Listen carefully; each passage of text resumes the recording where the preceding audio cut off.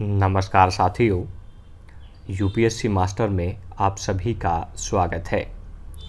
मित्रों, जैसा कि हम सब लोग जानते हैं, हुमायूं को कांटों भरा ताज मिला था। इसी ताज को फूलों से सज्जित करने के लिए हुमायूं ने अनेक विजय अभियान किए, जिनमें से कुछ की चर्चा हम इस लेक्चर में करने वाले हैं। मेरा नाम है मनोज कुमार और आप मुझे फॉलो कर सकते हैं फेसबुक, इंस्टाग्राम और ट्विटर पर भी, जिनके लिंक डिस्क्रिप्शन बॉक्स में दिए हुए हैं।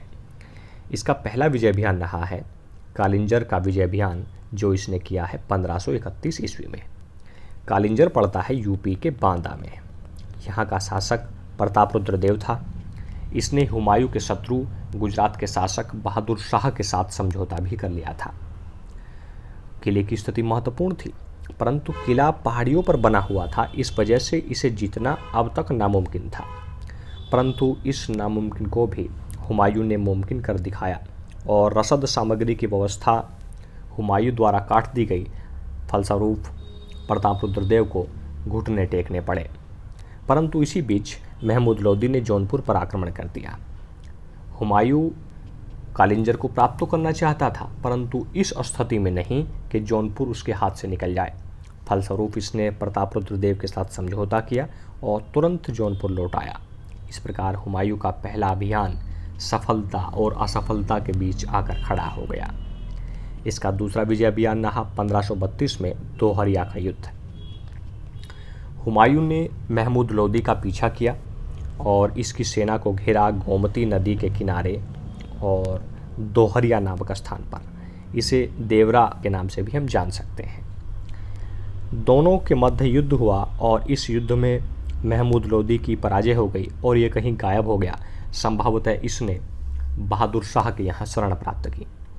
तीसरा और सबसे महत्वपूर्ण इसका विजय अभियान रहा 1532 में चुनार का विजय अभियान। चुनार पड़ता है बिहार में और इस चुनार सल्तनत को हम शेरशाह सूरी की सल्तनत से भी जान सकते हैं।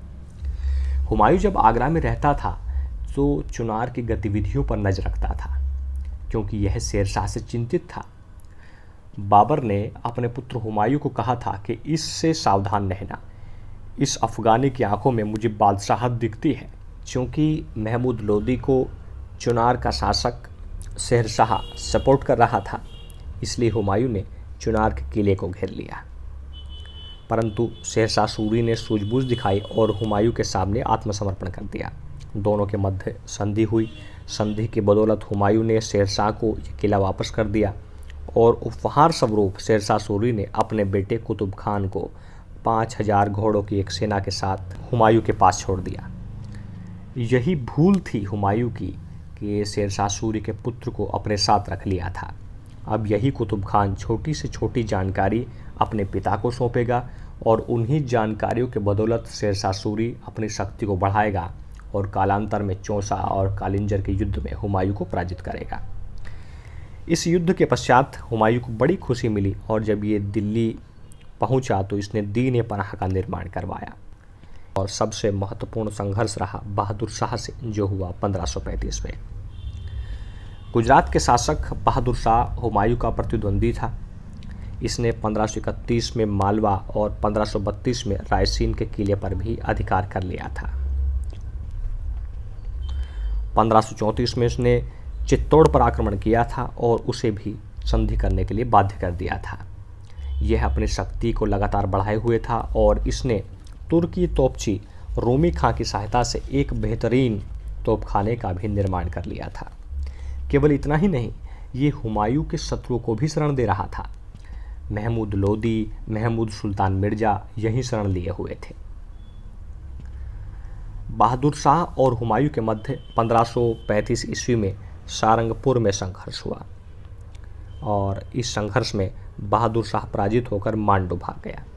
हुमायूं इसके पीछे निकल पड़ा और हुमायूं ने मांडू और चंपानेर को भी जीत लिया। बहादुर शाह ने अपनी सेना के साथ पुनः चित्तौड़ पर आक्रमण कर दिया।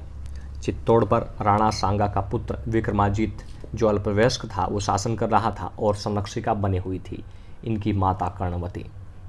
कर्णवती ने अपनी रक्षा के लिए हुमायूं को राखी भेजी। हुमायूं ने काफिर राज्य की सहायता करने के निवेदन को स्वीकार कर लिया और तुरंत से पहुंचा, परंतु जब तक पहुंचा बहादुर शाह वहां से भाग गया था। इस प्रकार हम देखते हैं कि गुजरात, मांडू, चंपानेर जैसे जो स्थान थे उन पर हुमायूं का अधिकार रहा। हुमायूं ने गुजरात तथा मालवा के क्षेत्र को अपने भाई अस्करी को सौंप दिया और वापस आगरा आ गया, परंतु अस्करी के अत्याचार के कारण गुजरात की जनता ने विद्रोह कर दिया।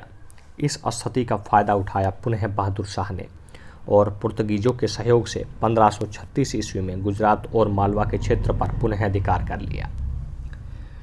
1537 ईस्वी में बहादुर शाह की समुद्र में डूबकर मृत्यु हो गई और लेनपुल लिखता है कि गुजरात तथा मालवा एक पके हुए फल के समान हुमायूं को पुनः प्राप्त हो गए और इनका विलय मुगल साम्राज्य में कर लिया गया। 1537-38 ईस्वी में हुमायूं ने बंगाल का अभियान किया, विभिन्न परिस्थितियों के चलते जिन्हें हमें देखना है। बंगाल धन का केंद्र हुआ करता था। शेरशाह सूरी अपनी स्थिति मजबूत करने में लगा हुआ था, तो उसने अपनी विशाल सेना के साथ बंगाल को घेर लिया। यहाँ का शासक महमूद शाह था, उसने सहायता के लिए हुमायूं को पत्र भेजा। हुमायूं को पहुंचने में देरी हो गई, जब तक शेरशाह बंगाल को लूटकर रोहतासगढ़ के किले में जा चुका था, परंतु फिर भी बंगाल में हुमायूं का स्वागत हुआ। हुमायूं ने बंगाल का नाम बदलकर जन्नताबाद कर दिया। अब जैसे बंगाल में हुमायूं पहुंचा, आएगा उसी रास्ते से, इसी का इंतजार कर रहा है आगे शेरशाह सूरी, चूँकि वो अपनी स्थिति मजबूत कर चुका है और अब वो हुमायूं को चौसा के मैदान में घेरने वाला है, जो जानेंगे हम इससे अगले लेक्चर में। उम्मीद है कि हुमायूं के आरंभिक विजय बयान आपको समझ में आ गए होंगे। इससे संबंधित जो भी कंसेप्ट और फैक्ट अगर आपके कुछ छूटे हैं तो वो इससे अगले लेक्चर में कवर कर दिए जाएंगे। मिलते हैं नेक्स्ट लेक्चर में, तब तक के लिए जय हिंद, जय भारत, महाशक्ति भारत।